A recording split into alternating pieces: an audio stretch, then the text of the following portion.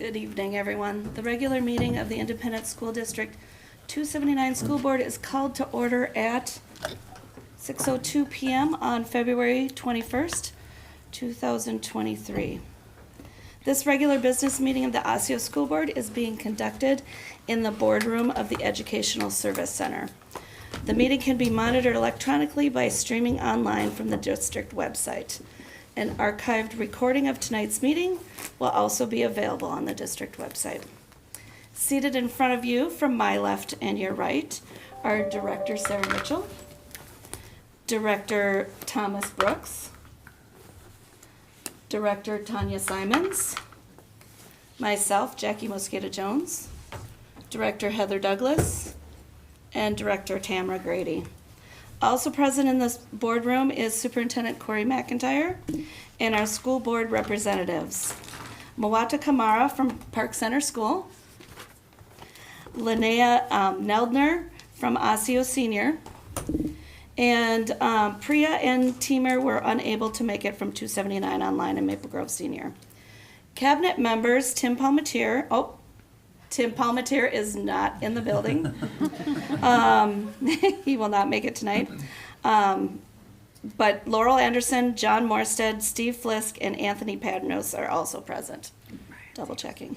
Other cabinet members will come to the boardroom as needed for agenda items. Those of you can, please stand for the Pledge of Allegiance. Director Simons, will you please lead us? I pledge allegiance to the flag of the United States of America and to the republic for which it stands, one nation, under God, indivisible, with liberty and justice for all. Okay. Board members, are there any additions to the agenda? Okay, hearing none, is there a motion to accept the agenda as presented? So moved. Is there a second? Second. Okay, moved by Tanya Simons, seconded by Thomas Brooks to accept the agenda as presented. Is there any discussion? Hearing none, all in favor say aye. Aye. All opposed say nay. Motion passes 6-0. Our next standing agenda item is recognitions, and we have no recognitions for this evening. But I hear next month we probably will. Our next agenda item is the student school board representatives reports. So Mawata, would you like to go first, please? Hello everyone, my name is Mawata Kumar from Park Center School, and today I am proud to share some exciting news and accomplishments at Park Center School. Firstly, our cheerleader team just won state 2 times in a row, and this significant achievement reflects their hard work and dedication, and coaches on their team as well, as winning 4th place at national competition in Florida last week. In addition, our boys basketball team remains the only undefeated team in Minnesota. And in our 10th grade English classes, students are reading Arthur Miller's The Crucible. And by reading this, the students are analyzing the complex characters and themes in the play. And the students will gain valuable critical thinking and judging skills that they can use throughout their academic and personal lives. Also, we have an after-school club named Mara at our school, and this group is focused on African girls who want to embrace their culture and discuss challenges of living in America. This club also offers as a supportive community. Oh, what's the name? Sorry. Should I start it? Oh, okay. Yeah. Okay. This group is a supportive community that discusses challenges of living in America, and it offers students an opportunity to share their experiences as well as learning from others. Lastly, we are excited to announce that our Model UN team is also participating in their second conference next week at the U of M. And this is an opportunity for students to engage in diplomacy, also learning about international relations and developing leadership skills. Thank you. Go ahead, Linnea. Alrighty, my name is Linnea Neldner, and I'm the Osseo representative. And to start off, we had a wonderful Snow Days dance filled with excitement and fun, and a very lively pep fest that everyone, mostly, participated in. Also with our Snow Days, we have 2 snow days on Wednesday and Thursday, And it was pretty great because in the morning it was kind of filled with a lot of disappointment as we saw the flurries coming down, but that soon turned into celebration because now we have snow days. Track is also starting up on March 13th as Nordic ends, and the NHS opportunities provide lots of volunteer things like the blood drive that's coming up, the Weaver Lake Book Fair, and the Kindness Retreat at Cedar Island. Maria Esta Pires Vegas is a hip-hop musical creator, and she is also a youth advocate, so she will be coming in next week to discuss government from the Minnesota State Insight Journey, and she will be helping talk to youth about what they can do with their future. We also have the choir department, and they're going to the orchestra hall for an African-American experience for different artists and their culture, which I got to experience of previous years, and it is quite entertaining and very cool just to see how different people perform their culture and how they get to represent. And lastly, I got to go to a night out, Anchors Away. Really quite fun. I had 3 Shirley Temples. It was amazing. It was pretty good indeed. And they got to talk about HOSA, which is the Health Occupation Students of America. Gretchen Peel, who was my former principal at Weaver Lake Elementary, actually got to tell me about that. And it was really neat to hear how they are including students in how to get involved in like health and medical professions. And Elena Bolson and Sam Longnecker got to participate in the International Leadership Conference, and they got 33 out of 85, which that is the highest score of our 25 years in Osseo history. So good for us. And we're doing The Addams Family as our musical for this year. Thank you. Fantastic. The student representatives review the board meeting packet in advance and are prepared to answer questions from the board members on issues to seek student input related to the agenda items for this evening's meeting. We have a pretty short agenda with only a couple action items. Board members, do you have any agenda items for which you'd like student input?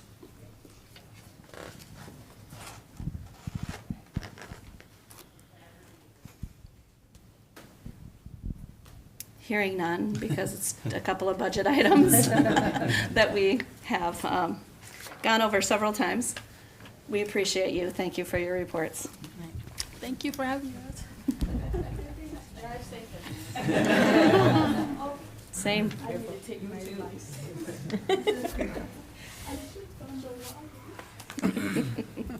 All right, the next agenda item is the audience opportunity to address the school board. I'll review a few of the guidelines before we start. During the audience opportunity to address the school board, I will call on each speaker who has submitted a speaker card. We ask that speakers keep their comments to 3 minutes.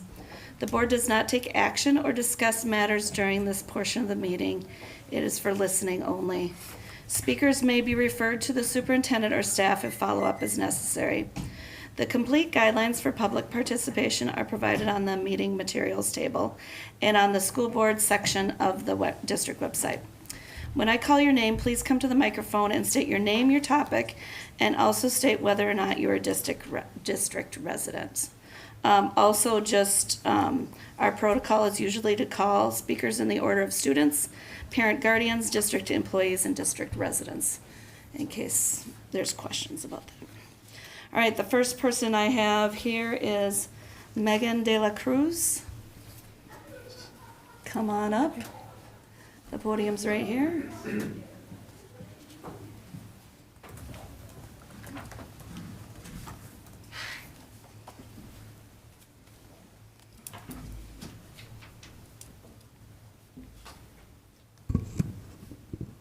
Hello. My name is Megan De La Cruz, and I am a resident of Maple Grove. The purpose of my speech is to ask that you discontinue home e-learning on snow days and inset days. The home e-learning requirements are in breach of 102 policy, equal opportunity, and prohibition against discrimination, harassment, and violence. The pressure on parents to teach their own children while maintaining a full-time job is insurmountable. Not all families have a parent that stays at home and doesn't work. Consider the type of parents that are negatively impacted by this responsibility. Deployment of military spouse. Nearly 1 million military spouses stay behind during deployments and temporary duty assignments to maintain the homestead and care for about 1.6 million children, sometimes while also working their own job. Divorced parents, 6% of Minnesotans are divorced, leaving about 4% of households led by a single mother under the age of 18. Parents separated due to immigration process. On average, it takes the State Department 2.5 years to process an application for immigrant visas, leaving more than 300,000 parents separated from their spouse and other children. Also consider that many immigrants do not speak English as their native language. Widows. In 2022, about 140,000 children in the United States between 6 and 11 lived with a single widowed mother, and 48,000 lived with a widowed father. Mothers are also breastfeeding siblings. 52% of U.S. mothers say they're still breastfeeding their infants when their babies are 6 months old, and 30% at 1 year. 60% of mothers do not breastfeed as long as they intend to. How long a mother breastfeeds her baby is influenced by many factors, including unsupportive work policies, lack of parental leave, cultural norms, and lack of family support.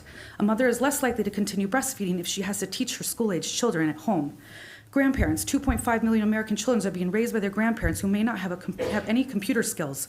Parents living in poverty. About 13% of Minnesotan children live in poverty. In Minnesota, there's a requirement of grades age 1 through 11 to attend 165 days per year. That leaves 96 work days with children off school. I receive 31 paid days off per year. That leaves me with 65 days to find childcare every year. What about parents who don't get time off paid or receive less time off paid than I do? This e-learning requirement is putting families living in poverty over the edge. With this being said, I propose that all parents receive compensation for e-learning days. On average, as Osseo Elementary School teacher hourly pay is approximately $32. 147 child care providers in Osseo, Minnesota, average rate is $17 per hour without qualifications that are required to be a licensed teacher. Fast and reliable 5G home internet is approximately $50 a month or $1.65 a day. Laptops 30 seconds remaining. are being provided. I assume 6 hours a day. Anyways, I believe that all parents should receive $195 per day for every day they do home learning. If you don't want to pay parents to support with e-learning requirements on snow days or teacher inset days, there are other options that will still drive e-learning strategy forward without causing too much disruption and anxiety. Reverse learning requirements and continue e-learning in the classroom, provide e-learning homework that can be completed during non-standard business hours, or change the requirements so it only applies to more mature children that can operate with an electronic device, virtual meetings, and complete their assignments independently. Just have a few questions. What protection do parents have from losing their jobs due to performance issues when trying to teach their children at the same time as working remote for a paid employer when employment in the United States is primarily at will? Is the district trying to save money so they don't have to add days to the end of the year to make up for snow days? Is this a strategy designed to encourage women to quit their jobs and stay home? Is this a strategy designed to get more parents to take their children out of public school and homeschool full time? Were parents ever asked about e-learning requirements before implementing this decision? Are children or parents going to be penalized or disadvantaged for opting out? Will the number of e-learning days be increasing? And why was e-learning even considered after COVID restrictions have been lifted? That's all I have. Thank you.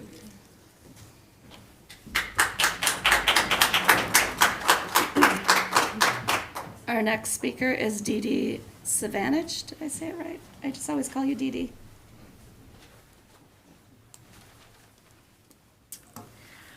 Hi, my name is Dee Dee Savanich. I'm a registered nurse and have worked at Osseo Senior High for 9 years, and I also have a first grader in the district. Our enrollment increases every year. Our number of students with IEPs and 504s increase every year. Our number of students who receive ELL and ML services increase every year. Our number of students who receive free or reduced lunches and breakfast remain over 50% every year. The number of students who have diabetes, seizure disorders, cancer, severe allergies, and other critical health conditions increases every single school year. And yet, the number of nursing hours remains the same. On a slow day at the Osseo Senior High Health Office, we see 60 students. There are 2 nurses in our office. Now compare that to a busy 6-hour shift in an urgent care with a doctor, 2 registered nurses, plus lab and office staff. They usually see about 35 patients. Now, instead of a day in my office, let's review the highlights from the first 9 days of this school year. The first day of this school year, we had 2 students OD on THC edibles. There was possibly a third, but they left before I put the pieces together. The third day of school, we had a student report that they had attempted suicide the night before. The 5th day of school, we had an underclassman who blew twice the legal limit for a 21-year-old. The 6th day of school, we had a second student report an attempted suicide the night before. The 8th day of school, a student came to the health office gravely ill with uncontrolled diabetes that they wanted to manage on their own this school year, but they didn't bring any supplies to school. The 9th day of school at 7:35 in the morning, a student walked unaided to the health office, but very quickly declined. That student was the fastest load and go ambulance transport I have ever seen while working at Osseo Senior High School. Family reported back to school that the ER staff said if transport had been delayed by 15 minutes, the student would probably be dead. This was as a result of a vape pen. We've had more first-time seizures this school year than all of my previous years combined because of drugs. The pot today is so much more potent and readily available than even 5 years ago. We thought 2020 and 2021 were difficult years. This school year has been the most challenging one yet. But something that has helped me 30 do my seconds job on a remaining. daily basis is a thought shift. I no longer walk into the nurse's office at Osseo Senior High each morning. Nope. Every day I walk into a very rural, very understaffed, very underfunded, and extremely disrespected emergency room.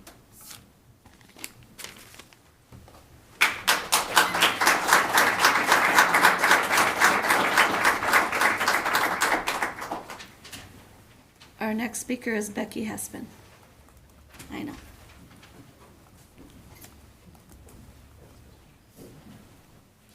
Thank you. I'm not sure where to go since I'm vertically challenged. So, hello, school board. School board chair, Superintendent McIntyre. My name is Becky Hespin. I am an ESP from Park Center on leave to be the ESP president for Education Minnesota. I'm here tonight to ask you to please invest in your staff. There comes a time in every organization, whether it's private, whether it's public, when it's time to reevaluate what you're doing, whether it's working, and you might need to take some funds to reinvest in the staff or whatever that you need, because it's just time. Things change. Things are different. Right now, I just want to let you know that we're in big trouble here with ESPs. We don't have staff. People are covering for others. We have over 70 openings still. We started the school year with 90. This year, in our school district, we've hired 164 ESPs, but we've had 87 resignations. That's 53%. In any place, that wouldn't be acceptable. Now, out of those resignations, we've had 46 that are probationary. That's a 53% number that they're not finishing. They can start 1 week and finish the next. Some turn around in 1 day. Some barely make it through a couple of months. Again, in any organization, a 53% rate is unacceptable. So we need to ask ourselves, what are we doing? How are we investing? What are we going to do different? Because if you can't keep new employees, I don't know how this district's going to function. On the other end, we have a lot of people like me that are retirement age. We're going out the door with a lot of experience, right? A lot of people saying, oh, maybe I could stick it out a year or two, but then I'm not doing it because this year was really, really tough. So you've got a lot of experience walking out the door, and you've got nobody new coming in. In any place, that would be an alarm. We need to do something different. So what are we going to do to change this? There has to be investment, and it's not only wages, it's not only benefits, but what else is going to attract people to this 30 district? seconds remaining. So I know that we're trying to be innovative. We've started a new mentor program for ESPs, but that's not enough. So again, I'm asking this district to please invest in your staff. Thank you. Oh, and point of personal privilege, go Pirates, because you're never not a pirate once you go to Park Center.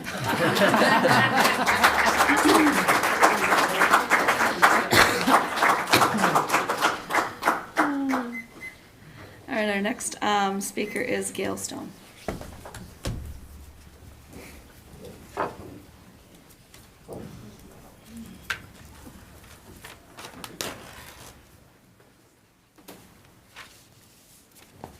I am Gail Stone. I am an ESP in the district, and I am a district resident and proud parent of 2 Park Center graduates, if I may add. Superintendent McIntyre, school board members, cabinet, all employees of the district, families, and community members, thank you for letting me speak. I love my job as an ESP, which I've had for 4 years. I get the privilege to teach students and witness their enthusiastic and proud smiles on each of their faces when he, she, or they realize they have experienced learning. This very gratifying and uplifting experience has motivated me to teach for 36 years, including 25 of those when I have subbed all over the district. Although my current title is not teacher, I know without a doubt that I do as much teaching as I ever did, and I make a positive influence in students' lives every day by teaching a kindergartner to recognize numbers or letters, a first grader to read sight words, a 4th grader to do research, or coaching students to respect while being given instructions, or taking responsibility for actions in the lunchroom or at recess. It takes a village to teach a child, and I am part of one at my school.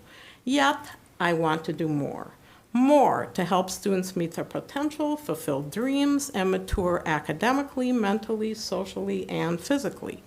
We are all painfully aware of the plethora of challenges that exist in our schools, and they are increasing exponentially. As a result, 2 teachers in the last 2 weeks told me they do not have the patience to continue to do what they have to do. And these 2 teachers are nowhere near retirement age. Help ESPs help them more.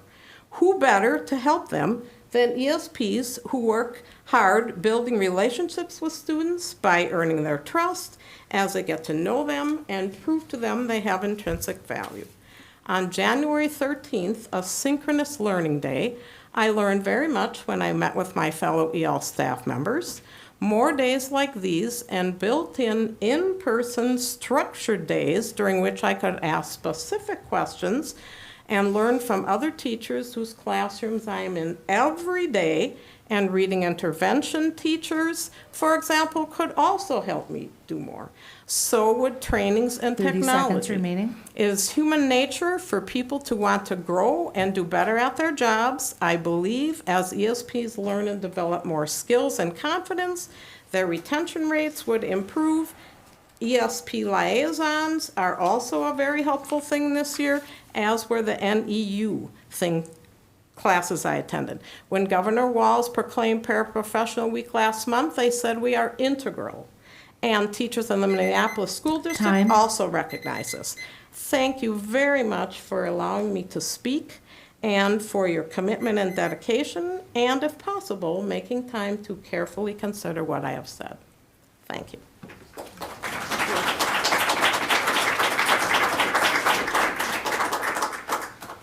Thank you. Melissa Buckley, you're on.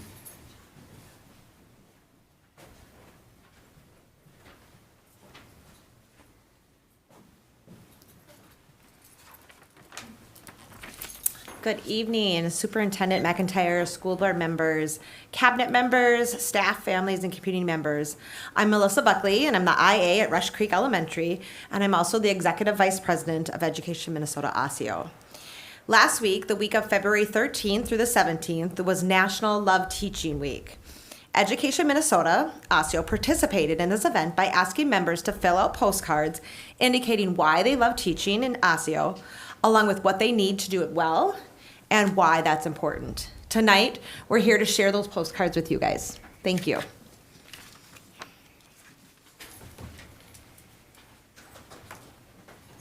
Thank you.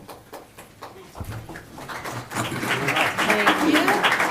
Thanks, Kelly. Thanks, Kelly. Our final speaker for tonight is LaDon Severin.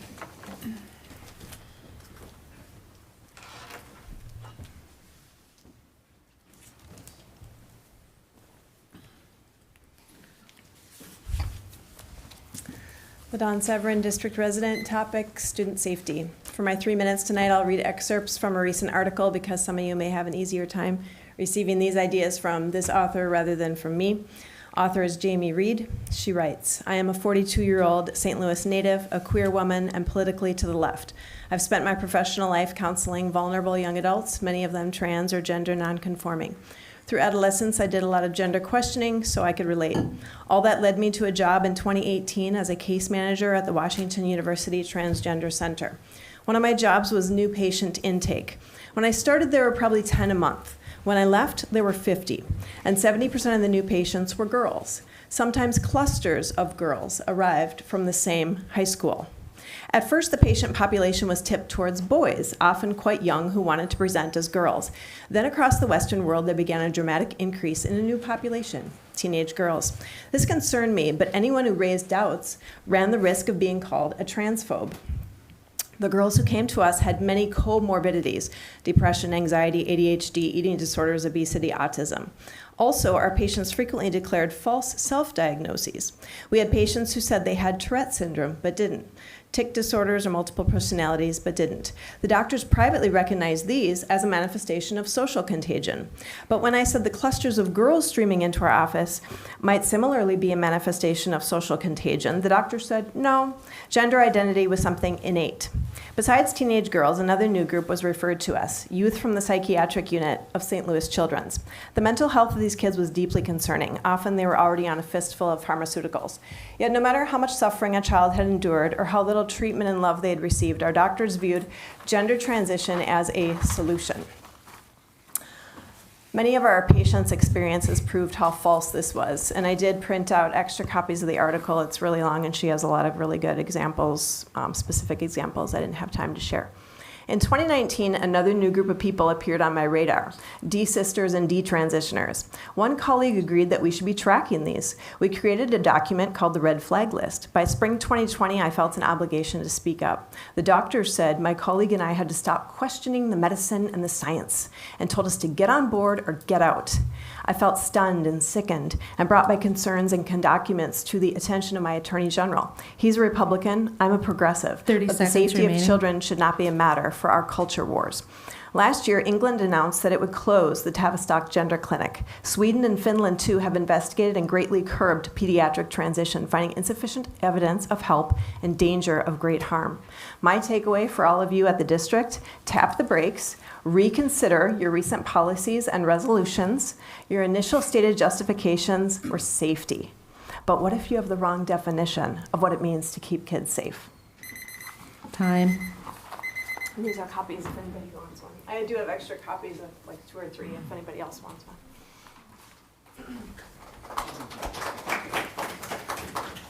Our next agenda item is the superintendent's report. Superintendent McIntyre? All right, thank you, Chair Mosqueda Jones. Good evening, board members. Bear with me, I'm battling a little bit of a sore throat, so hopefully my voice holds up a little bit tonight. A regular part of the superintendent's report is to share points of pride in our district.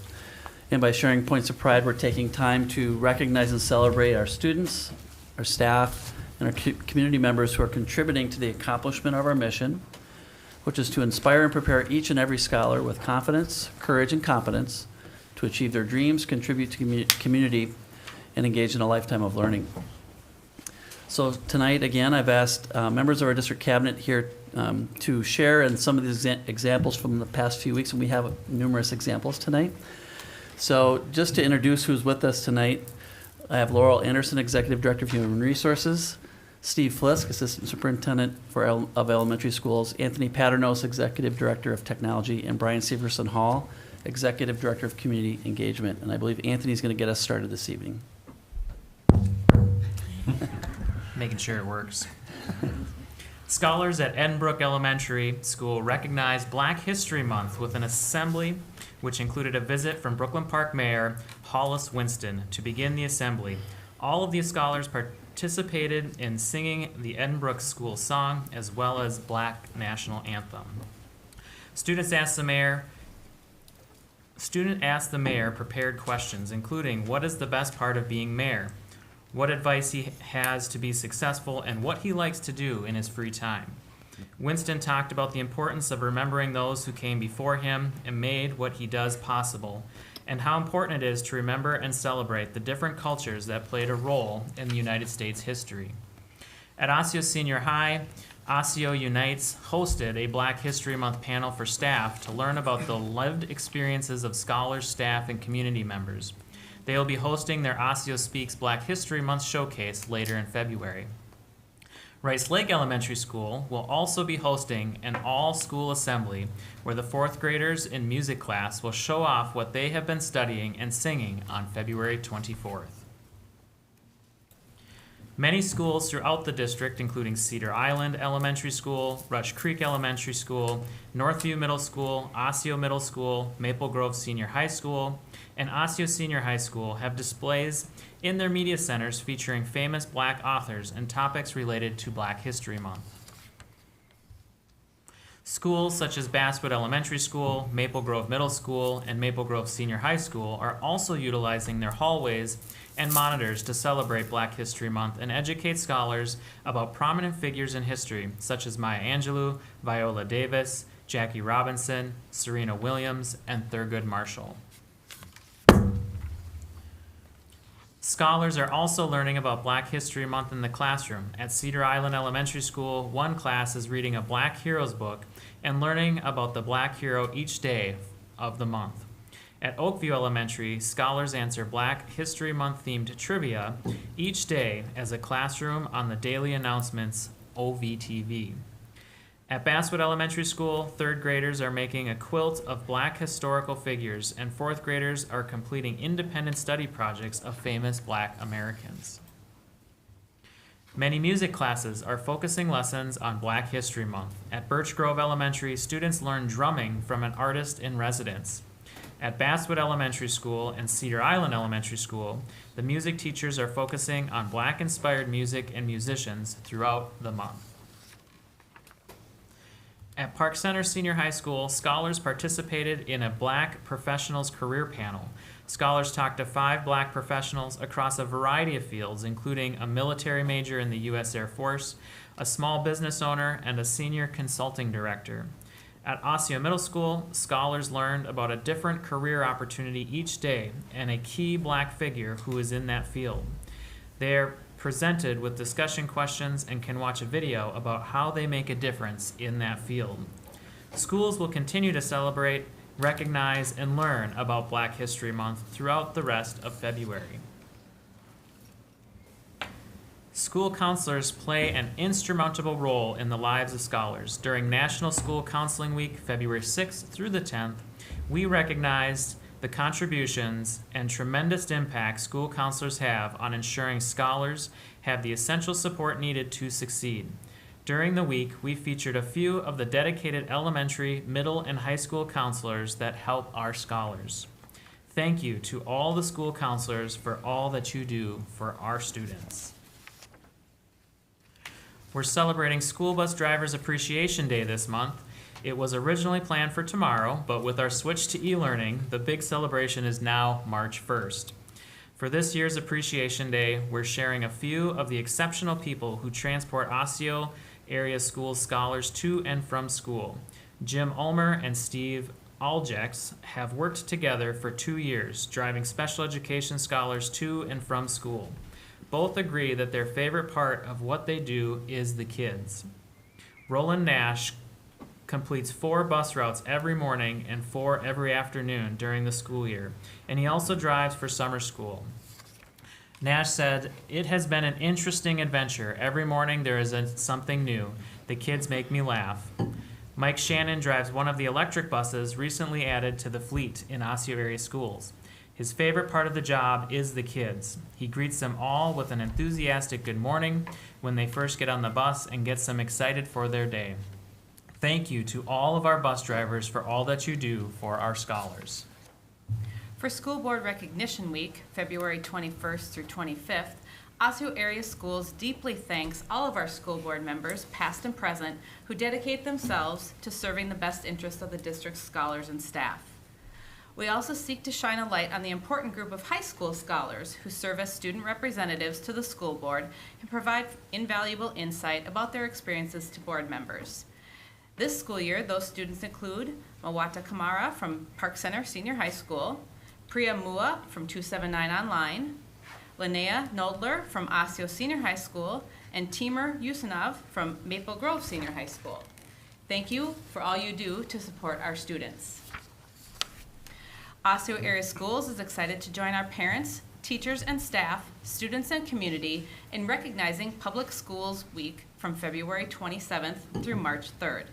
There are so many amazing things happening in our classrooms and buildings on a daily basis. We remain grateful for the people who have dedicated their lives to preparing students for the future.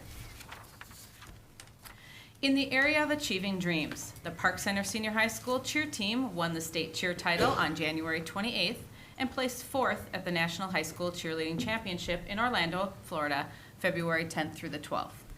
Rebecca Romero, a sophomore on the team, said, "Our team is like one big family, and it's brought me so many friends and sisters that I didn't think I could have." Congratulations to the Osseo Middle School 6th grade scholars in Ann Mack's class who submitted Blizzo in the Minnesota Department of Transportation Name a Snowplow contest. The name was chosen as a winner of the second most votes in the state. The scholars received a shout out from Lizzo on Twitter after the winners were announced. Max said, "I try to connect what's happening in our state to what we're learning, and this was a great way to have some fun." CCX Media recently caught up with Maple Grove Senior High School senior Stavia Aurora, who was recently recognized by the Regeneron Science Talent Search, the oldest science and math competition for high school students in the U.S., for her research project aiming to use the online forum Reddit to help people recovering from opioid addiction. Aurora said, "They're so honest and vulnerable on that platform, and it hit home for sure and made me realize it has potential to help a lot of people, and that kept me going." 63 Osseo area school students received Scholastic Art and Writing Awards in 2023. These students' works, including painting, photography, writing, and poetry, were chosen for exemplifying the award's core values: originality, technical skill, and the emergence of a personal voice or vision. The Scholastic Art and Writing Award annual competition is for teens in grades 7 through 12, focusing on visual arts and writing. The competition begins locally and then moves to a national level. In 2021, Minnesota students submitted nearly 2,800 visual artworks. Nationally, there were roughly 340,000 works of art and writing submissions to the Scholastic Awards. Osseo Area Schools had 212 dedicated scholars receive Advanced Placement Scholar Awards for 2022. The awards recognize students who perform well on multiple AP course exams. Congratulations to these scholars for their accomplishments. 54 scholars from Park Brook Elementary School took time out of their weekends for some outdoor fun and exercise at the City of Lakes Lopet Winter Festival. The 3rd through 5th grade students participated in a youth cross-country ski race at the festival, which took place at Theodore Wirth Park in Minneapolis. Park Brook Elementary Principal Scott Taylor said the event is the culmination of the Physical Education Department's ski unit, which the Lopet Foundation sponsored. The young skiers had the option to participate in either the 1 or the 2-kilometer race. Principal Taylor said the students had a great time. Congratulations to Matt Wiss and Takari Hairston, 2 recent graduates of the Adult Basic Education Telecommunications training class. This class, put on by ABE and Navivo, the job training program, provides intense training in the field of telecommunications technologies and leaves graduates with 5 different certifications in the field upon completion. Enrollment for the training is ongoing, with classes starting every 8 weeks. In the area of contributing to community, Osseo Education Center scholars, graduates, staff, and family members participated in the 2023 Polar Plunge. So far, the plungers have raised a total of $8,121. The OEC receives 35% of this money to support programs and outings through a revenue-sharing program with Special Olympics Minnesota, or SOM. The OEC team participated in the Polar Plunge at Fish Lake Regional Park on February 4th. This is the 4th year of the OEC Polar Plunge team. This year, a total of 16 scholars, graduates, staff, and family members took the plunge to raise money for some. The plungers received sports jerseys from both Maple Grove Senior High and Osseo Senior High in order to wear, schools to wear and represent the district. Scholars in the Elm Creek Elementary School Kindness Club helped to organize and host a Great Kindness Challenge weekend from January 23rd through the 27th. Scholars in all grade levels participated to promote and spread kindness across both the school and the community. On Monday of the Kindness Week, scholars participated in the Pledge to Kindness, made kindness bracelets, and went through a kindness challenge checklist.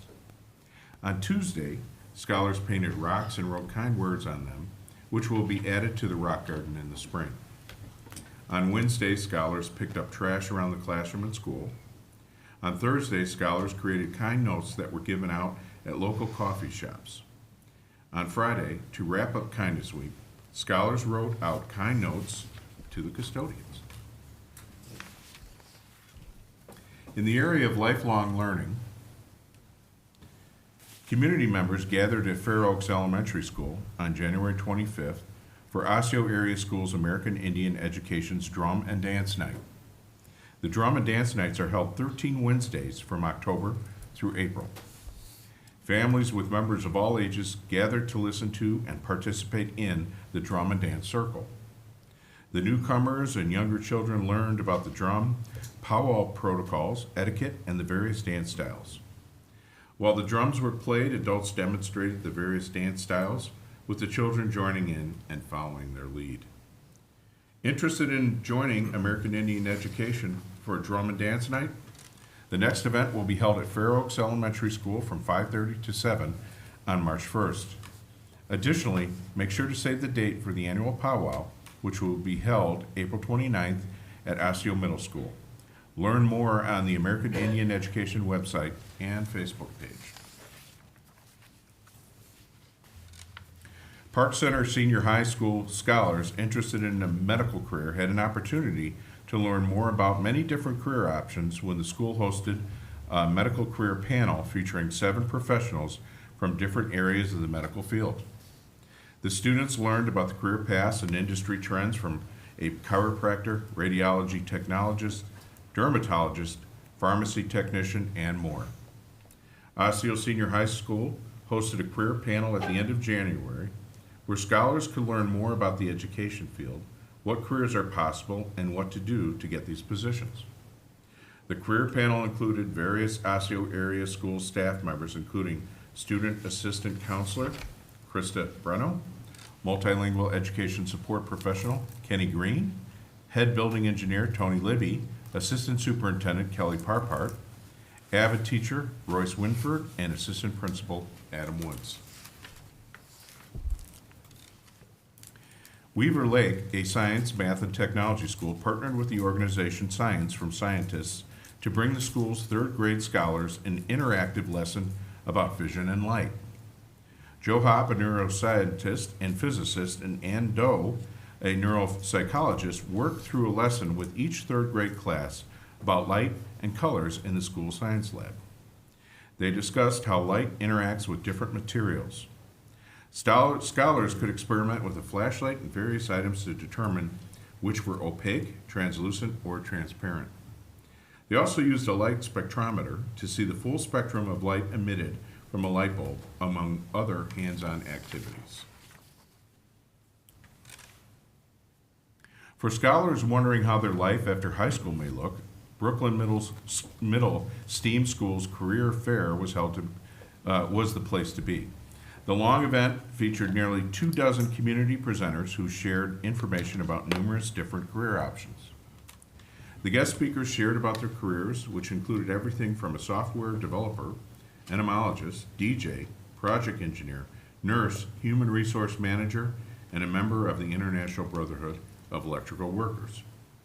Scholars then shared their thoughts and questions about possible careers, wrote thank you notes to the presenters, completed a career inventory, and chose different careers to explore based on what they learned from the presenters and their inventory results.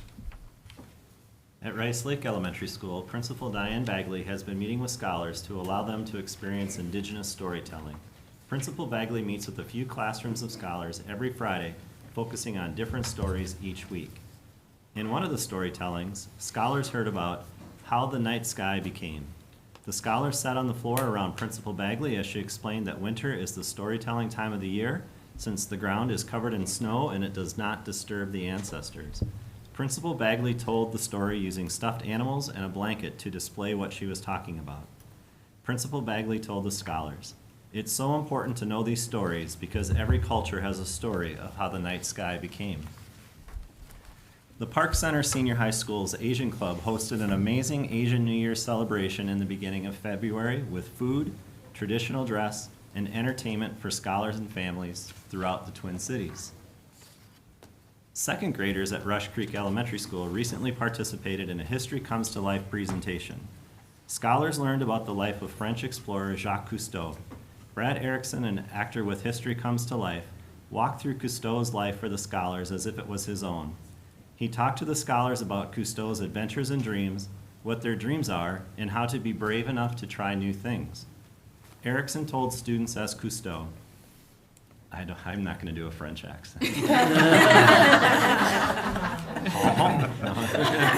If you are curious about a place, you must go and experience it for yourself. Families flooded into the Edinbrook Elementary School gymnasium on January 18th for an evening of hands-on learning and fun at the Wisdom Begins with Wonder Avid family event. The lively event featured a variety of stations where scholars and their families could partake in building challenges, Play-Doh making, sensory activities, and many different inquiry-based experiments relating to sound, electrical circuits, density, and more. Scholars at Fernbrook Elementary School recently put on a performance of Seussical the Musical. After rehearsing throughout January, the scholars performed for family, friends, and community members on February 4th. The musical features third grader Haven Schroeder as Jojo, fifth grader Sawyer Eckerman as Horton, fourth grader Aurora Horfath as Gertrude, and fifth grader Olivia Andreasen as Maisie LeBird, as well as fourth grader Ruben Nordine, fourth grader Arden Ray, and fourth grader Eleanor Overman as the Cat in the Hats. 44 students from Fernbrook participated in Seussical the Musical.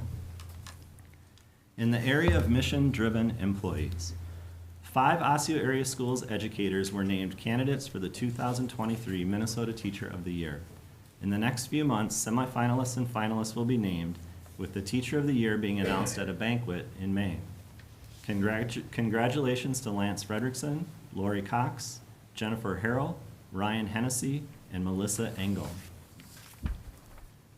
At the Osseo Education Center, scholars work each day to expand their academic, employment, and independent living skills through ownership, empowerment, and community building. One staff member who is passionate about helping scholars accomplish this is Michelle Denard, a special education support professional. Denard was featured in a recent staff spotlight, highlighting all she does to help her scholars. Denard said, "Oftentimes students come in with no confidence, and then they leave with a smile knowing they can do it. They leave here with confidence, and that's what I love about what I do." And lastly, congratulations Anthony Paternos, Executive Director of Technology, for receiving the Minnesota Association of School Administrators Outstanding Central Office Leader Award. He received this award for exhibiting a willingness to take risks, possessing strong communication skills, being a progressive change agent, and having high expectation for himself and others. Padnos will be honored for his leadership, concern for students, and active involvement in professional and community affairs at a statewide recognition ceremony during the MASA Spring Conference held March 9th through 10th. Congratulations, Anthony.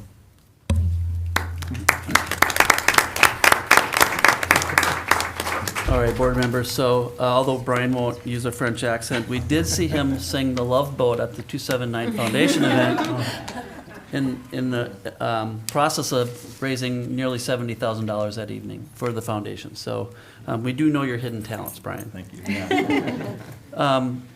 Tonight was a really good example, board members. I know it was a lot of points of pride, but I really wanted to pinpoint that there's a lot of excellence happening in our district. We are often focused on the things we want to improve on, and we need to take time to recognize and cherish the things that are going very well for our scholars, our staff, our families, and our community, right? So, and that is in big part because of the work you do as board members and your leadership and support. And that leads me to something Laura talked about earlier, that this week is School Board Recognition Week. So I just want to take a moment to thank you for your work as school board members. The key work of school board members is to improve student achievement, increase community engagement, and promote education. To accomplish this, you as board members set the vision for the school district, you set our mission, you determine our strategic priorities, and you help set in place a system of accountability and then monitor those goals and our progress towards them. The board serves as an advocacy function, building community and staff support for those goals. Creating those conditions under which almost 21,000 students achieve performance standards is no small task for the six of you. Add to that the responsibility for pre-K and adult learners, and it's easy to see the importance of your service as board members. I do think that our public understands that school board members have a tremendous impact on our children's future and the quality of life in our communities. But I'm not always sure that the community members understand the demands on you and your service. As board members, you spend countless hours preparing and participating in regular meetings and work sessions, running into people at grocery stores and out in the community, answering questions, devoting so much time to studying the educational issues and the laws and listening to the interests of our parents, listening to our staff, listening to our scholars. You're never completely off the job, no matter where you go. So in recognition, you're receiving a packet of handmade cards made by our scholars in our community-based vocational assessment and training program. And thank you once again for your endless service. Thank you very much. So just a few other announcements this evening as we wrap up the superintendent's report. Just a couple announcements I want to point out. Families with incoming kindergartners are encouraged to enroll now for our 23-24 school year. You can visit district279.org/enroll for more information. And mark your calendars and check out the upcoming kindergarten orientation events at each school on our district website. And we're really excited to meet our incoming families and their young scholars. And come check out how you can make a difference in our student lives by participating in this year's winter job fair being held at Edinbrook Elementary School from 10 a.m. to 12:30 p.m. this Saturday, February 25th, once the snow stops. Further details are also on the district website, and we're really hopeful to see a really strong community turnout. And then finally, as I communicated out earlier today, our district is moving into e-learning on Wednesday and Thursday of this week because of the heavy snowfall and high winds predicted by the National Weather Service that will extremely impact our roads in our district and really across the state. I would venture to say the majority of districts, if not more, statewide are likely not in session in the next 2 days. So this means for our scholars, early childhood through grades 12 will stay home and use their school-provided devices to learn. Our scholars, teachers will connect with our families as we move into tomorrow, throughout the day today, and into the next 2 days. District programming has also been canceled as a part of our temporary move to e-learning. That includes Kids Stop and 4-Star Express programs and all after-school and evening activities due to those safety concerns. So please note that changes do not impact 279 online school day, and students and staff will continue their work as planned. And unless notified otherwise, and we're all hopeful, students will be expected to attend back in person as originally planned on Friday, February 24th. So stay tuned to our district website for the latest information, and just want to say to everyone, thanks for the understanding and flexibility as we're dealing with another major weather event since winter break. We've had a number of them. So we'll just keep adjusting and making changes to the calendar as needed. So thank you. That was a long superintendent's report this evening, but many, many good things happening in our district, and I'll turn it back over to you, Chair Mosqueda-Jones. Thank you. Thank you. Just a quick note that's related to the closings because of weather, or the moving to e-learning because of weather. Our interviews that were scheduled for tomorrow and Thursday have been canceled. There's no special meeting right after this either to present the anonymous candidates. That meeting is scheduled for Friday at 8:30. Hopefully we'll be in session then. we do have a contingency plan. Our first round of interviews is on Monday from 1:30 on till 8, and we will decide on the final 2 or 3 at the end of that, and then the next 3 nights are final interviews for those candidates. Public is welcome to any of those events, and we encourage your feedback. Thank you. Our next agenda item is school board reports. Director Mitchell, do you have any reports? Yes, just briefly, I've been able to begin serving on the ECMEC committee, and I just wanted to say that I was encouraged and just really appreciate the leadership and expertise of John Morstad that we have in our district. And I also was encouraged that it's a balanced committee. I get to serve with seasoned school board member Thomas Brooks and bring a fresh perspective myself as a school board member and parent of 3 in the district.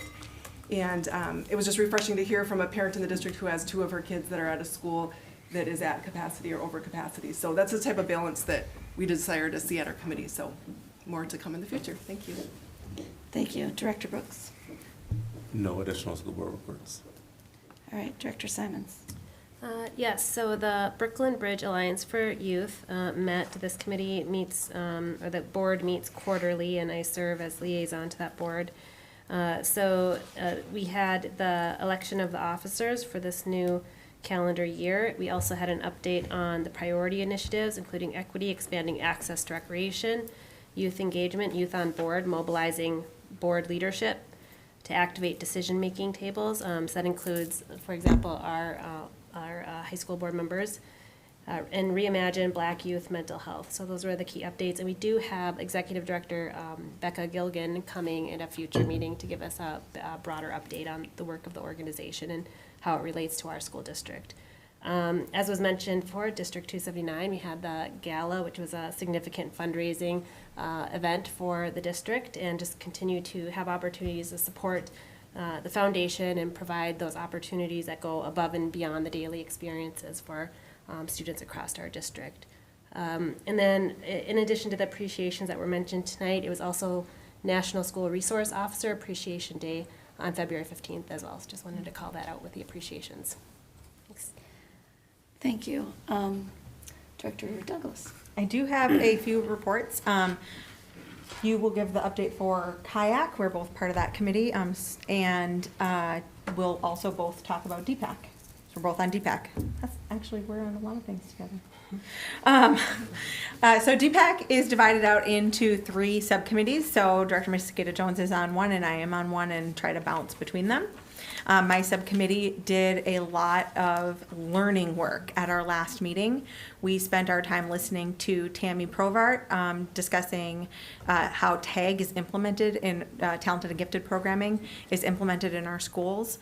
And we also listened to other speakers talk about opportunities for engaging learners at different levels. And I just really have to say, one of my most exciting favorite parts of this presentation was that as I was listening, I was hearing all these wonderful things that we're doing, and I was getting really excited, but I was also on the side feeling concerned about our kids who don't have the reading skills necessary to do advanced work, yet they have the ability to do that advanced work.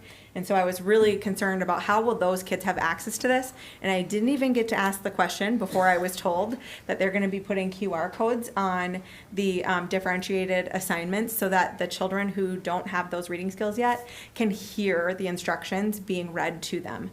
So I just wanted to say I'm very excited about that aspect of this. And as we move forward in providing more opportunities for students to showcase their skills and talents, and not just base their ability to participate in gifted and talented education through test scores alone. So I'm really excited about that work, and that's already ongoing, and the recommendations that may come out of it as we move forward with DPAC.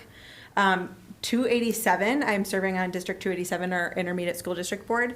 I do not have a report from our last board meeting. Unfortunately, I was unable to attend. All of my children had the flu, and that was crazy. But, and our meeting that is supposed to be this week was canceled due to the weather. 287 will be doing e-learning for Wednesday and Thursday as well. So if your child is participating in our sister district, just know that information. And I think that is it. Oh, and board members, there is one more get on the bus opportunity, and it should be in the update that Superintendent Marcy Dowd sent out, letting you know of the weekly events at 287. So that's it. Perfect. Director Grady.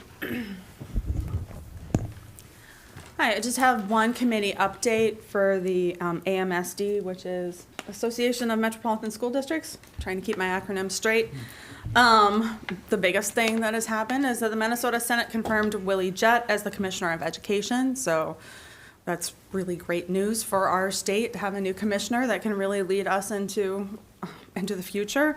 In terms of things happening at the legislature, because the AMSD update has been mostly about that lately, the Teachers of Color Act continues to proceed through the Senate confirmation caucus or committee process. And then things that I think are relevant to our financial update that should make a big impact potentially on our school system, assuming that they get all the way through to the floor and pass a bill to increase school funding 5%.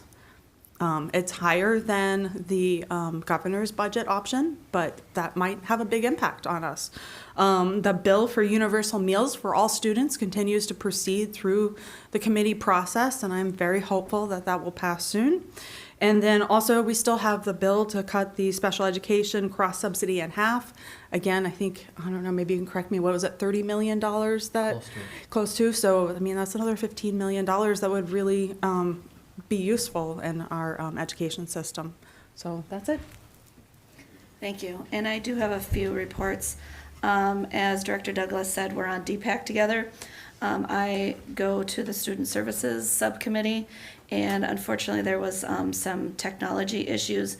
Not everyone was able to make it into the Google Meets meeting, so we are rescheduling that for later this week. That subcommittee is looking at school-based clinics, so that's what they're concentrating on. And then I am also on the Northwest Suburban Integration School District. We had a quick special meeting to approve a transportation contract, and then also to approve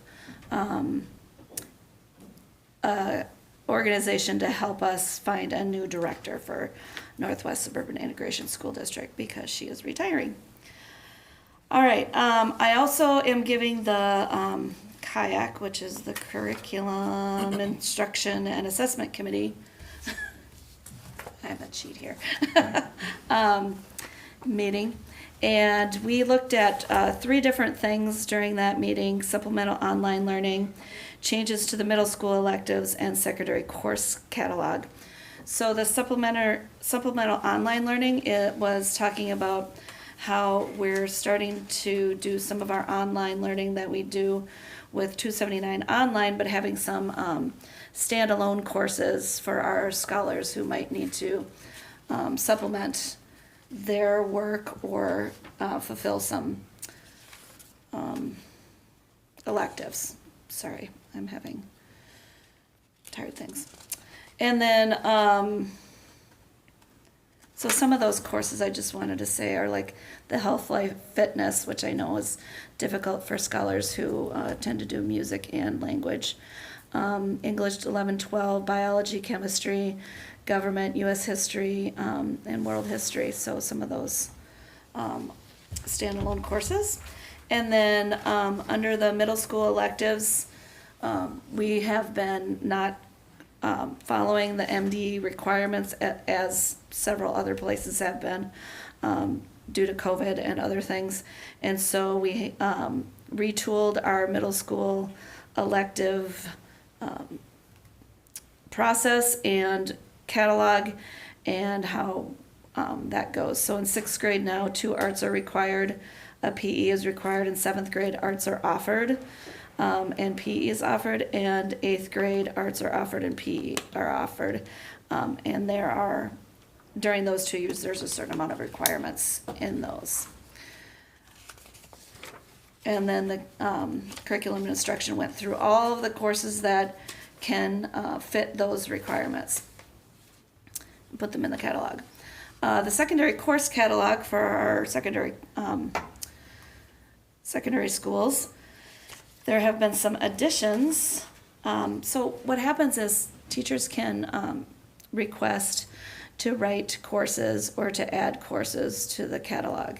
And I'm excited to announce that we will now have AP Environmental Science, AP Pre-Calc, some Ojibwe and Dakota language courses, Hmong 2, some digital storytelling, Intro to Sports Medicine, college algebra, and mobile app development added to the high school course catalog. So that's super exciting news on the kayak.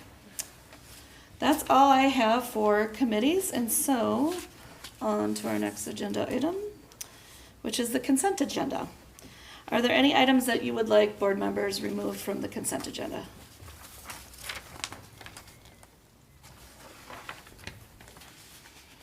Hearing none, is there a motion to approve the consent agenda as printed? So moved. Okay. Moved by, motion by Heather Douglas, second? Second. Sarah Mitchell. Okay, so motion by Heather Douglas, seconded by Sarah Mitchell. Is there any discussion? I'd just like to say that there's a lot of really cool field trips on this consent agenda that I'm excited that our scholars get to experience. All in favor say aye. Aye. All opposed say nay. Motion passes 6-0. Our first action item is the John Morstead Show. It's the approval of the fiscal year 2023, I'm sorry, and the Kelly Benusa Show. Mid-year budget with information shared by John Morstead, Executive Director of Finance and Operations, and Kelly Benusa, Director of Business Services.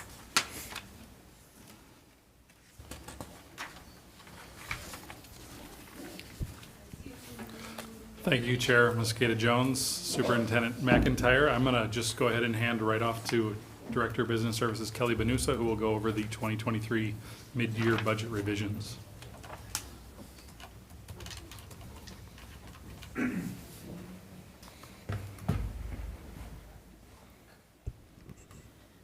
Good evening, Chair Mosqueda Jones, board members, and Superintendent McIntyre.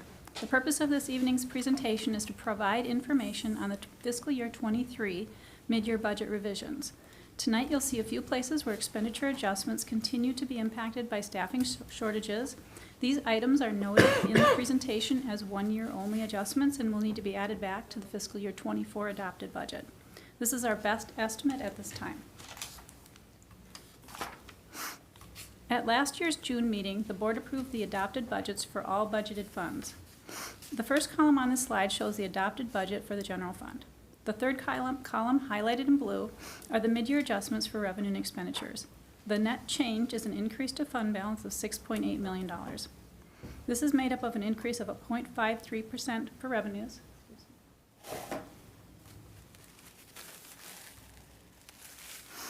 and a decrease of 1.97% for expenditures. We continue to project deficit spending for fiscal year 23 by $7.4 million. On the next slides for expenditures, we have highlighted items that are the one-time only savings and need to be added back for the fiscal year 24 adopted budget. The revenue budget changes are as follows: $2.6 million increase in interest revenue, $1.6 million decrease in tax shift for changes in unemployment due to the impact of COVID-19. This is one of our last items that's still carrying over from COVID-19. A $750,000 increase in DSEG transportation. A $361,000 decrease in general education aid. We have 113 fewer adjusted pupil units, weighted students from our adopted, and 83 additional extended time adjusted weighted students from the adopted budget. A decrease of $343,000 in special education revenue due to the elimination of the one-time aid for special education cross-subsidy, and a $208,000 increase in literacy incentive aid. We have a $161,000 increase in non-public transportation and a $100,000 decrease in tax abatements. These amounts total the $1.4 million net revenue adjustment. Next, the expenditure budget is decreasing by $5.4 million from the adopted budget. We analyze those expenditures in 4 categories: salaries, benefits, purchase services, and others, which includes our supplies. So starting with salaries, we have a $2.4 million increase for attrition and allocation from the adopted budget at this mid-year adjustment. This is offset in the benefit portion. We have a $1.9 million decrease due to open positions for teachers, custodians, and ESPs. Those are one-time savings. We have a $1.8 million decrease for 20.3 FTE teachers, which were not deployed due to actual enrollment being below projection. We have a $641,000 decrease for 8 FTE teachers not deployed to the 279 online school due to actual enrollment being below projection, and those are one-time savings. We have a $384,000 increase for a shift from salaries to indirect costs charged to our federal grants, and then $171,000 decrease for open nursing positions, which is being offset by a contract. This is a combined decrease in salaries of $1.6 million from the adopted budget. Some of these savings, again, will need to be added back to our fiscal year 24 adopted budget. Next, we'll look at employee benefit expenditures. $2.4 million decrease is for the attrition and allocation. We just saw that offset in the salaries. A $756,000 net decrease in employer-paid health insurance premiums and HSA contributions due to a combination of plan migration and 78 fewer participants due to open positions. We also have a $217,000 decrease in retirement savings plan contributions due to decreased participants from open positions, and those are one-time savings, along with smaller decreases for TRA and unemployment and a small increase for FICA. This is a combined decrease in employee benefits of $3.7 million from the adopted budget, and some of those savings will need to be added back to that 24 adopted budget. Moving on to purchase services, we have an overall decrease in expenditures. We have a $775,000 decrease in intermediate district 287 tuition, $237,000 increase in consulting for nursing support, $140,000 increase for snow removal service, and then a $100,000 decrease for our post-secondary education options tuition. So this is a combined decrease in purchase services of $501,000. So finally, supplies and other expenditures overall increased with the addition of the LED lease that was approved in December of '22 for a net increase of $378,000. Overall, the net expenditure adjustment is $5.4 million, less than the adopted budget. We have about $1 million of one-time savings that are going to need to be added back to our '24 adopted budget.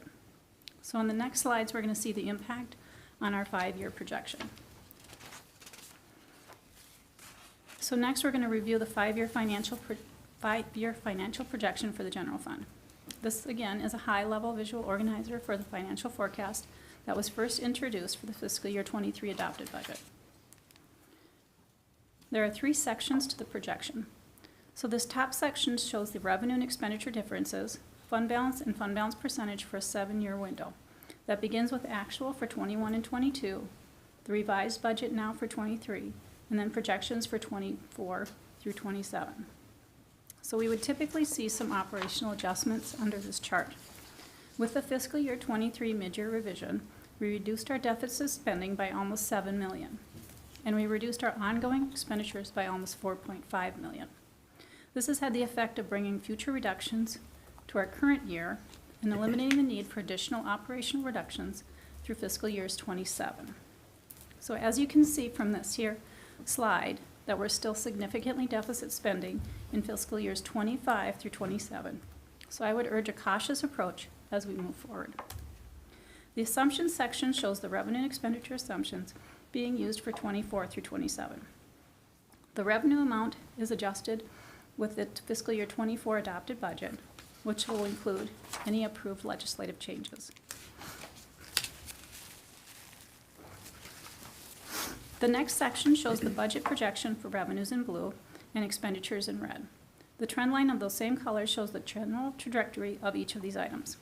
As you can see, expenditures are projected to outpace revenues. The final section looks at the fund balance projection for the same time period. The green bar represents actual and projected fund balances for each year. The orange bar shows the minimum required fund balance of 5% as set in board policy. Again, the trend lines show the trajectory of the fund balances related to that minimum. As you can see, no operational reductions are needed to maintain the minimum required fund balance of 5% through 27. This is the result of a positive mid-year impact on this projection model. This is actually more consistent with typical results you would expect to see with the passage of our operating referendum this fall. The Food and Nutrition Services Fund revenue and expenditure budgets are decreasing for a net positive change to fund balance of $729,000. Revenues are increasing due to utilization of the supply chain assistant funds, and expenses are decreasing for open positions of staff. The Community Service Fund revenue budget will be increased by $803,000, and expenditure budget will be increased by $256,000, for a net positive change of $547,000. Revenues are increasing because of more participation in KidSTAP programs, facility rentals, and interest revenue. Expenditures increased due to filling staff positions that were eliminated during COVID-19. The Capital Expenditure Land Proceeds Fund revenue budget will be increased by $278,000, and the expenditure budget will be increased by $911,000, for a net negative change to fund balance of $633,000.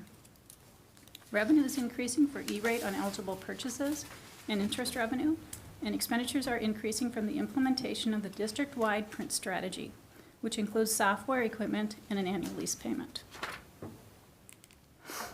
The Debt Service Fund revenue and expenditure budgets will be increased for a net positive change of $203,000. Revenues and expenditures increased due to an operating transfer of about $614,000.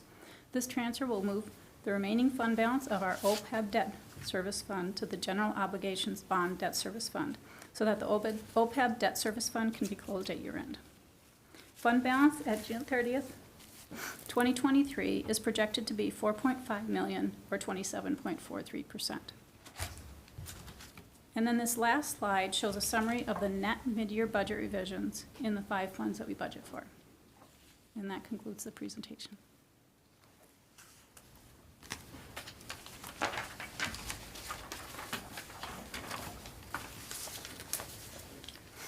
Is there a motion to approve the fiscal year 2023 mid-year budget? Moved. Second. Second. Okay, motion by Thomas Brooks, seconded by Tanya Simons. Is there any discussion or questions? Thank you, as always. We, last work session had dove quite deeply into this, so very consistent with what we reviewed at the work session, and appreciate all of the effort and work that goes into building this up in detail and sharing the results with us tonight. Thank you. Thank you. Everybody else the same? Yeah. All right, all in favor say aye. Aye. All opposed say nay. Motion passes 6-0. Our next action item this evening is approval of the fiscal year 2024 capital budget, with information shared again by John Morstead and Kelly Benusa.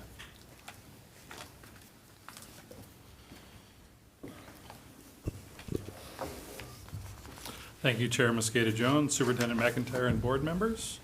Purpose of this evening's presentation is to provide information about the fiscal year 2024 recommended operating budget adjustments and the fiscal year 2024 proposed capital expenditure budget.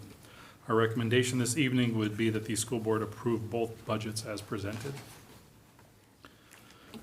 The recommendations are being shared this evening as part of the annual budget planning process. Budget decisions are made using long-range financial planning framework, or LRFP. This framework includes a financial forecasting model that projects out the next several years that Director Benusa just showed you, and provides a basis for our budget planning while focusing on financial sustainability. Budget decisions are evaluated in using a collaborative approach that engages a multitude of district stakeholders. Budget planning includes aligning our resources with the mission, strategic plan, and assessment of the impact on productivity and essential services, and as well as compliance with legal requirements. The school board engages in several work sessions throughout the budget development process, and at the February 7th work session, the board heard about and considered the budget adjustment recommendations. So this evening, our first action item for your consideration is the fiscal year 2024 budget adjustments.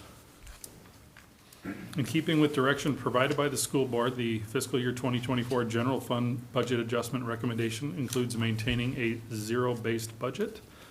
The LRFP budget summary document in your packet give details of all program efficiency, abandonment, and redirection, or PAIRS, included in the category for change, the dollar amount, and the summary of each change. Starting with the Division of Leadership, Teaching, and Learning, or DLTL, add 2 FTE continuous substitutes for the Osseo Education Center, or OEC, and Early Childhood Special Education, ECSE, programs to provide equitable substitute support to school sites. Reduce contracted services to offset. This is the only change in the general fund and still results in a net zero change to the budget.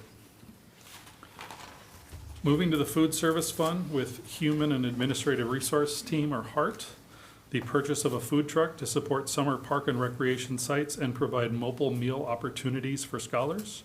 This is offset with the sale of an existing delivery truck in the current year, so we'll see the revenue for that sale this year and this expense next year. And finally, the Community Ed Service Fund with community engagement. The request is to add 1.0 FTE communications specialist to support marketing and communications needs of the community education department. This position would focus on the comprehensive and collaborative marketing plan to support enrollment, promote staffing needs, and provide a comprehensive communication plan.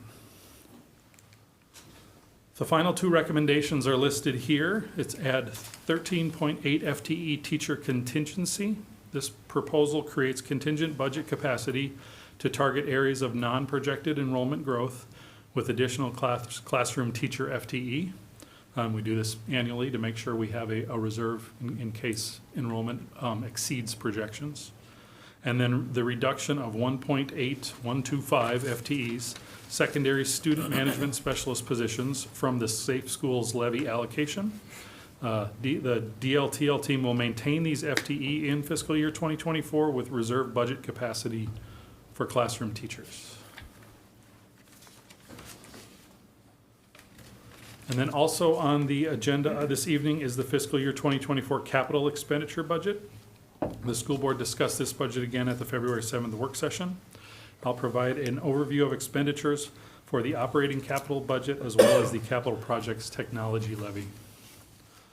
This slide shows the proposed budget for our operating capital by division and department. Operating capital is a zero-based budget, so each item included in this funding proposal was accompanied by a capital request and moved through the LRFP process. The items included in the operating capital budget must align with statutory guidance for designation as a capital item. Any staff salary and benefits included in these capital budgets must be directly related to the acquisition, operation, and maintenance of telecommunication systems, computers, and related equipment. So again, we'll start with community engagement. Their request is for funding adult basic ed furniture replacement, as you're looking on the chart here.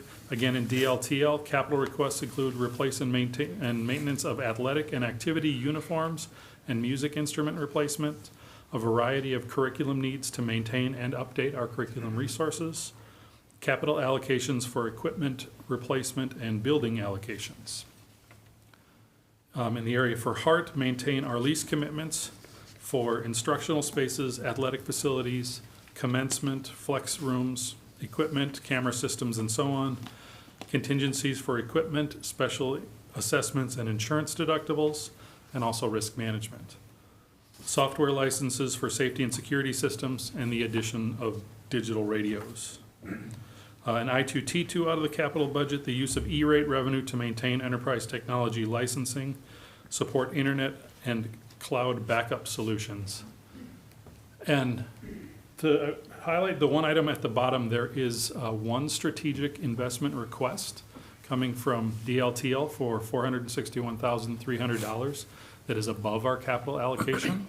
This is a one-time request of budget allocation to complete the purchase of elementary and secondary English language arts curriculum. As you know, with COVID-19, some of the curriculum redeployment process or evaluation process got condensed, and so all of our ELA got pushed into one single year, which is putting a little bit of a stretch on the budget capacity, so we're asking to have a one-time exception to that normal rule. This slide shows the proposed budget cap for the capital projects technology levy. The voters approved in 2022 at 4.701% of adjusted net tax capacity. Again, we'll go down by division here. DLTL's request of $270,825 includes items to complete the purchase of elementary and secondary ELA curriculum. Hart's $1,480,000 request to upgrade district-wide radio systems to digital. And I2T2's request of $9,442,000 and change includes the continuation of payments for existing and new mobile device leases, support for online resources, software licenses, technology equipment, and media materials. This levy also funds I2T2's staff that support the district's technology infrastructure and instructional programming. Total for the capital projects technology levy is $11,192,923. And here's the combined capital proposed budget for fiscal year 2024. We recommend approval of the fiscal year 2024 capital expenditure budget that includes operating capital and capital projects technology levy expenditures at a total of $20,719,623. Tonight's approval of budgets allows staff to proceed with the staffing process and begin pre-planning for items that require lead time for completion prior to the start of the fiscal year 24 school year. We will finalize budget details as well as monitor ongoing legislative session and its impact on the fiscal 24 budget. These budgets will be included with the entire budget package discussed at the June 6th school board work session and presented for the school board approval at the June 20th, 2023 regular school board meeting. And with that, I will turn it back to Chair Mosqueda-Jones. Just for clarification, this is one motion to approve the fiscal year 2024 capital budget? Capital budget and 24 regular budget adjustments, the two of them together. You can do it separately or together, whatever you prefer. Okay. I just want to be clear because my information here is different than what you said, so I wanted to make sure. Yeah, why don't we, if we can separate them, I think that'd be better. If that's okay, just do one as the 24 and then one as the capital.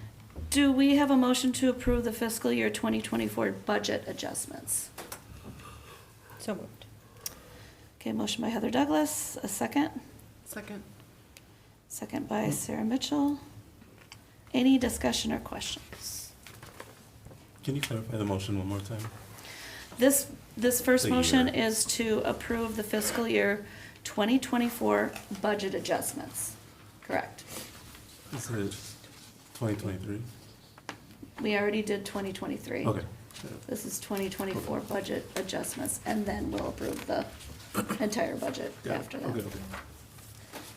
Any other questions or? All right, all in favor say aye. Aye. All opposed say nay. Motion passes 6-0. And now, is there a motion to approve the fiscal year 2024 capital budget expenditures? So moved.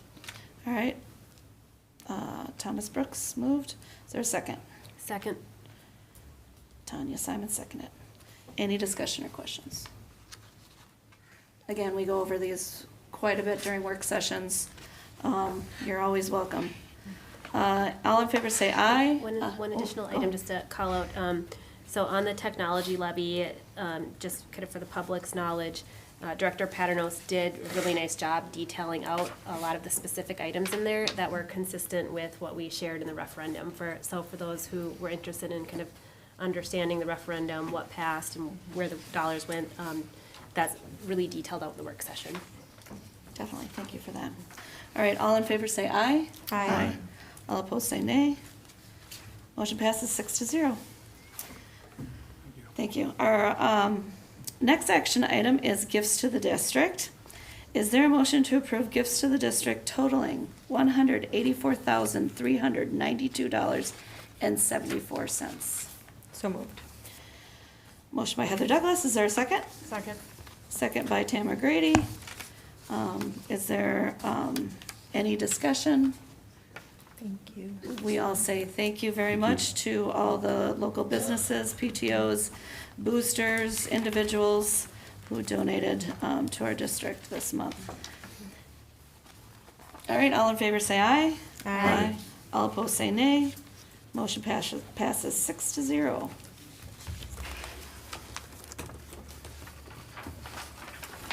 Our final agenda item is adjournment.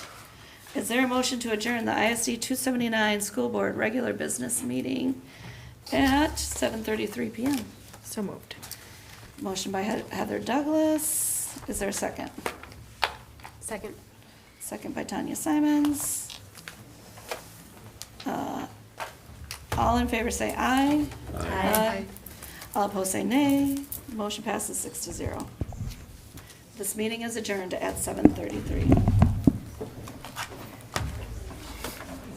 No documents, just minutes.